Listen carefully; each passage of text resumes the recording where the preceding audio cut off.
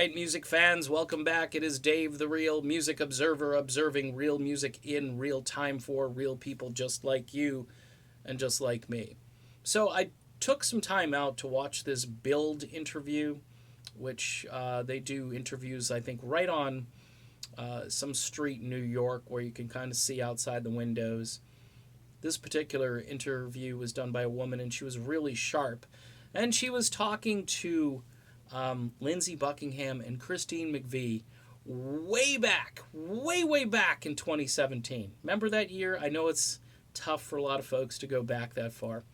But in this interview, Christine McVie praising Lindsey Buckingham's abilities up and down, and vice versa. It was kind of like a love fest, or better said, probably a respect fest, where, she heard him playing this funky guitar riff one day, and she actually turns it into a song.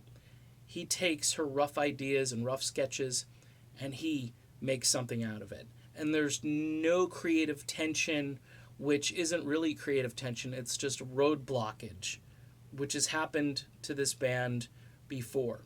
Okay, if you go back 15 years prior, 14 years, whatever, all of that tension that was there before comes back because they're trying to make a great album. And they end up making a pretty good album back in those days, but the problem is there's all of this, I guess, nonsensical debate about so many little things, minutia, but when it comes to writing, I found out that you should probably keep, your songs in the same tense. That was really good, because when you write, even if you're just writing a blog or something, you should try to keep it in the same tense. If you're talking in the past, stay in the past, And I heard Lindsey critiquing Stevie about this, and she had some weird response about Bob Dylan. Fast forward to this great interview from Build, and it's just, hey, it was great working with Christine. There was chemistry, which that word you never hear with Fleetwood Mac recording, chemistry. It was earth-shattering to me. And I watched this entire interview, and I wondered to myself, how do things change so much in 1 year? What happened, Christine McVie? I got to kind of put this on her plate here. I mean, I don't think she's changed her opinions of Lindsey Buckingham. Maybe she's just under contract and she's got to do what she's got to do.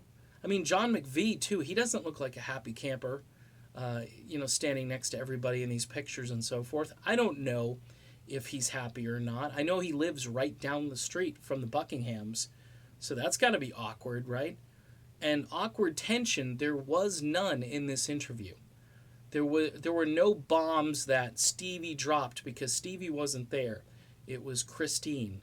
And the level, I guess, of adult talk and not, adult language, like not salty language, but just smart, intelligent language, was just so elevated between the interviewer and the answers both of them were giving. It was like a different world for Fleetwood Mac, and it wasn't technically Fleetwood Mac, but it just shows me where things could have been this year. But they imploded because somebody has some kind of jealous complex or ego at this stage, or wants to do what they want to do, and it's my way or the highway. And I'll tell you what, fans are suffering because of it. And like the Styx scenario with Dennis DeYoung, you've split the fan base right in half. Because you do have diehard Stevie fans. You've got Christine fans that I think probably don't know what to make of this. And you've got Lindsey fans who are outraged, because I hate to say it like this, but they're the smartest fans of the three, main players in Fleetwood Mac. So there you go. That's my video. Talk to you soon.